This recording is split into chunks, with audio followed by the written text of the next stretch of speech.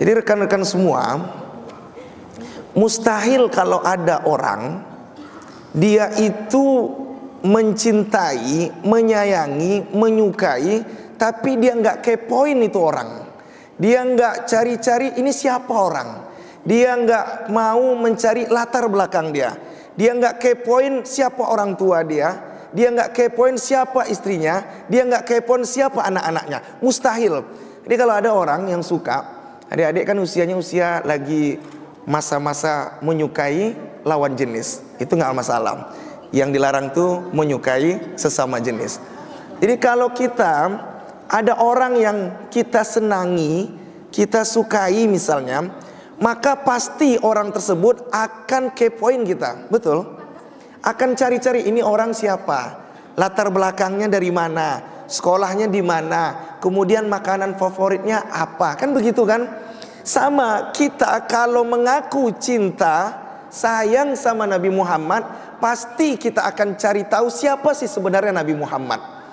Nabi Muhammad itu ya adik-adik, Nabi Muhammad itu, beliau itu sepanjang usianya Nabi Muhammad itu tak pernah sedikit pun lupa terhadap kita. Jadi Nabi Muhammad itu dalam kehidupan selama 63 tahun, beliau itu mikirin kita yang dipikirinnya. Bahkan dalam akhir hayatnya Nabi Muhammad itu apa kalimat yang disampaikan Nabi ketika akhir hayat? Adik-adik ada yang tahu? Hah? Nabi katakan ummati, ummati, ummati. Apa arti ummati? Ibuku, ibuku pula lagi, umatku, umatku, umatku. Nabi nggak bilang istriku, istriku, istriku, tidak. Nabi juga nggak bilang anakku, anakku, anakku, enggak. Tapi Nabi bilang kita yang dipikirkan. Jadi Nabi sendiri saja mikirin kita, kepoin kita. Jadi pernah suatu ketika sahabat itu bertanya, ya Rasulullah, siapa yang nanti akan kau berikan syafaat ya Rasulullah, yang paling utama? Lalu saat itu Nabi SAW katakan, ikhwani. Siapa itu ikhwani?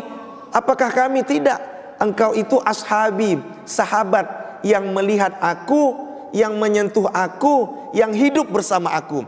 Tapi ada orang yang tak pernah melihat aku secara nyata hidup, tapi dia mau menghidupkan sunnah Nabi. Siapa dia? Yaitu kita. Jadi beliau ngingetin kita, adik-adik. Maka nggak ada alasan buat kita untuk tidak ngingetin Nabi Muhammad SAW. Jadi pernah ya suatu ketika Nabi itu perjuangannya luar biasa. Pernah Nabi itu ketika masuk ke negeri Taif, ini ceritanya masyhur sekali, kita semua pasti tahu. Pernah Nabi itu masuk ke negeri Taif. Nabi itu berharap agar penduduk negeri Taif itu menyambut Nabi Muhammad dengan sholawat, menyambut Nabi Muhammad dengan ahlan wa sahlan, menyambut Nabi Muhammad dengan tola al-badru alaina. Tapi apa yang terjadi? Justru Nabi Muhammad SAW disambut oleh sebagian besar penduduk negeri Taif dengan lemparan bebatuan, dengan lemparan kotoran, hingga pada akhirnya dari lemparan batu tersebut kenalah gigi geraham Nabi Muhammad, dan saat itu patah serta berdarah. Apakah Nabi bersedih? Ya. Kenapa? Karena Nabi Muhammad diperlakukan biadab oleh sebagian penduduk negeri Taif. Tapi apakah Nabi Muhammad SAW benci terhadap penduduk negeri Taif? Tidak, sama sekali tidak. Makanya pernah suatu ketika Nabi itu tertatih-tatih, adik-adik, merangkak, dia minta perlindungan. Dilihatnya sisi kirinya sahabatnya juga dalam keadaan sedih. Dilihatnya sisi kanannya sahabatnya juga dalam keadaan lemah. Kenapa? Karena diserang oleh penduduk negeri Taif. Maka Nabi Muhammad mencari perlindungan sambil merangkak dia. Dilihatnya ada pohon kurma yang besar, maka sambil merangkak, apa yang terjadi? Nabi Muhammad itu duduk dan bersandar di pohon kurma yang besar. Maka dari gigi geraham Nabi Muhammad yang patah itu tiba-tiba hampirlah menetes sampai mau jatuh ke tanah Allah.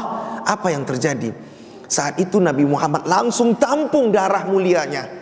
Dan sahabat melihat, ya Rasulullah, kenapa engkau tampung darah muliamu itu? biarkan saja darahmu itu jatuh ke tanah atau bumi. Kenapa engkau tampung? Apa kata Nabi? Aku nggak mau darahku ini jatuh ke bumi Allah. Kenapa? Kalau andai ada satu darahku ini jatuh ke tanah, maka Allah otomatis langsung mengazab penduduk negeri Taif. Biarlah aku yang tampung. Jadi begitulah luar biasa Nabi. Makanya Allah nggak tega melihat Nabi Muhammad kekasihnya. Apa yang terjadi? Nabi langsung didatangi oleh Jibril alaihissalam. Jibril itu adik-adik, beliau itu koordinatornya para malaikat, ketuanya para malaikat, pemimpinnya para malaikat. Jadi ketika mau ketemu dengan Nabi Muhammad, apa yang dilakukan Jibril? Jibril terlebih dahulu sudah memerintahkan dua malaikat yang menjaga bukit di negeri Taif. Jadi bukit Taif itu ada gunung. Jadi dua malaikat sudah menjaga. Maka saat itu Jibril katakan, wahai para malaikat yang menjaga negeri atau penduduk Taif ini, siap-siap engkau. Kalau sudah aku kode hancurkan penduduk negeri Taif, maka lemparlah gunung tersebut. Maka Jibril terlebih dahulu adik-adik sebelumnya minta izin kepada Nabi Muhammad. Apa kata Jibril? Ya Rasulullah, sebelum engkau lahir di bumi ini, Nabi Nuh itu diperlakukan biadab oleh sebagian besar umatnya. Dia angkat tangan dan berdoa sama Allah. Jadi Nabi Nuh itu 950 tahun dakwahnya tidak berjalan mulus, tidak berjalan lancar. Karena perjuangan dakwah Nuh alaihissalam yang diperlakukan biadab oleh sebagian besar umat kala itu, maka apa yang terjadi? Nuh angkat tangan dan dia berdoa. Perhatikan doanya. Nabi Nuh katakan, dan itu ada dalam Al-Quran, Rabbi la tadhar alal ardi minal kafirina dayyaro. Ya Allah, ini umat sudah melampaui batas. Mereka nggak mau lagi mendengar dakwahku. Aku mohon kepadamu, kata Nabi Nuh. Apa permohonanmu? Tolong binasakan orang-orang kafir ini dan jangan mereka hidup walaupun satu orang. Apa yang terjadi? Allah mengabulkan permintaan Nabi Nuh. Maka saat itu datanglah banjir bandang yang luar biasa. Banjirnya tersebut hampir menenggelamkan sepertiga muka bumi Allah.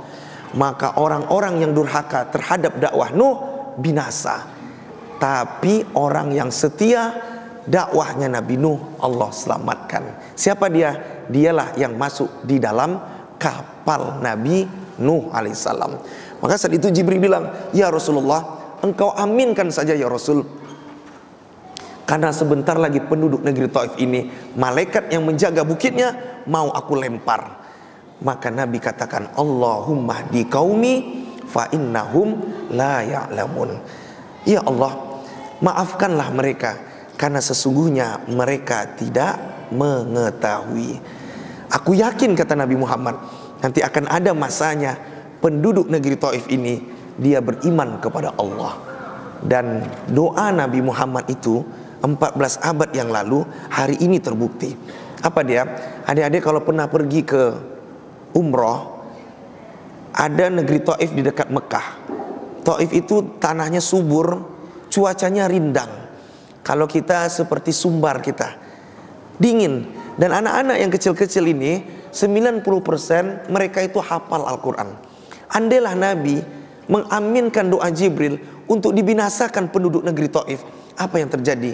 Mungkin Taif tidak ada dalam peta dunia hari ini. Tapi begitulah cintanya Nabi SAW, karena Nabi selalu mikirin kita. Masa kita nggak mikirin Nabi? Begitu. Baik Ustaz, berarti ketika kita ingin menjadikan Rasulullah menjadi Rasul kita, berarti tentu yang pertama kita harus mencari tahu tentang siapa sebenarnya Nabi Muhammad, bagaimana akhlak beliau, bagaimana beliau berakhlak kepada temannya gitu ya.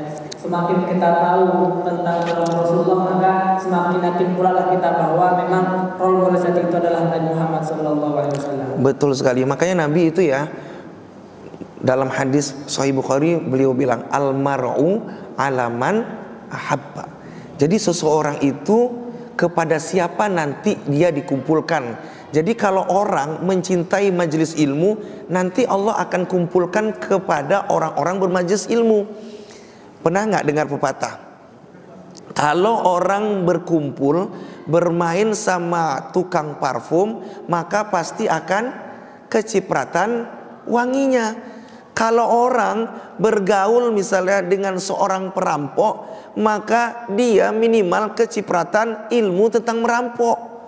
Maka kalau ada orang duduk di sebuah tempat, lalu tempat tersebut dia ada tempat maksiat, dia nggak main judi misalnya orang-orang sekitar, dia cuma duduk saja. Atau orangnya tersebut narkoba, dia cuma duduknya saja. Datanglah Satpol PP, datanglah polisi, menggerebek tempat tersebut, dia nggak melakukan. Kira-kira orang yang nggak melakukan ini ditangkap atau dilepaskan nggak? Ditangkap. Kenapa? Karena dia berada dalam satu naungan bersama orang-orang yang melakukan kemaksiatan. Jadi kalau kita benar-benar tahu role modelnya Nabi, adik-adik pernah baca tulisan seorang Yahudi namanya Michael H. Hart. Judul bukunya The 100 apa tuh? Pokoknya bahasa Indonesianya tuh 100 tokoh paling berpengaruh sepanjang sejarah. The 100 lupa lah Ustaz, pokoknya bahasa Inggris itu. Artinya beliau menulis buku tentang 100 tokoh berpengaruh. Ada Moses, kalau kita bilang Musa, ada Yesus, ada Abraham. Tapi ini orang yang bukan sama sekali Muslim, tapi dia menulis buku ini dalam waktu 20 tahun. Bukan 1-2 hari, bukan 5 tahun, tapi 20 tahun dia tulis siapa sih sebenarnya tokoh yang berpengaruh. Maka Michael H. Hart ini memposisikan Sayyidina Muhammad di posisi pertama sebagai orang yang paling berpengaruh sepanjang dunia. Makanya apa yang terjadi? Buku ini diundanglah di Mesir waktu itu. Lalu ditanyakan, diseminarkan, Michael H., kira-kira apa alasan kamu menempatkan posisi Nabi Muhammad sebagai posisi pertama? Kalau Ustadz buat buku meletakkan Nabi Muhammad di posisi pertama wajar, karena kita Muslim, kita cari muka dengan Nabi Muhammad, kan begitu. Atau ada orang pengen dipuji-puji, maka diangkatlah dia, diberikan dia gelar, diangkat dia datu. Supaya apa? Supaya dia dekat sama orang tersebut. Tapi ini orang sama sekali nggak kenal dengan Nabi Muhammad, login pun belum dia, tapi dia jadikan Nabi Muhammad sebagai posisi pertama. Jadi apa alasannya? Dedek tahu nggak? Dia bilang dia menempatkan Nabi Muhammad sebagai manusia yang paling berpengaruh sepanjang sejarah dunia karena pertama, Nabi Muhammad mampu membawa risalah ajaran Muhammad yaitu Islam sampai hari ini terang benderang. Mana buktinya? Nabi ketika wafat, beliau meninggalkan jejak yang luar biasa yang sekarang kita kenal dengan nama ajaran Islam, yang dimana Nabi Muhammad meninggal dunia tempatnya di Madinah Al-Munawwarah. Apa arti Madinah Munawwarah? Kota Munawwarah, terang benderang yang bercahaya. Jadi Madinah itu tempat yang paling indah sekali. Jadi adik, Ustaz doakan suatu saat kalau ada waktu bisa umroh, bisa berangkat haji. Madinah itu tempat yang dirindukan orang. Kalau sampai di sana pengen lagi ke sana. Jadi ketika Nabi meninggal, Madinah sebagai bukti sejarah bahwa kota tersebut terang benderang. Kalau Musa, bukan kita mengkerdilkan Musa, tidak. Nabi Musa alaihissalam dakwahnya sampai dikejar oleh Fir'aun, lalu pada saat itu hilang Nabi Musa alaihissalam. Nabi Isa alaihissalam juga ketika berdakwah dikejar oleh orang-orang yang durhaka sama Nabi Isa. Akhirnya Nabi Isa Allah angkat ke langit. Maka ajaran Nabi Isa terhenti saat itu. Tapi ajaran Nabi Muhammad adik-adik sampai hari ini dirasakan oleh kita. Itu pertama. Yang kedua, kenapa Michael H. ini memposisikan Nabi Muhammad posisi pertama?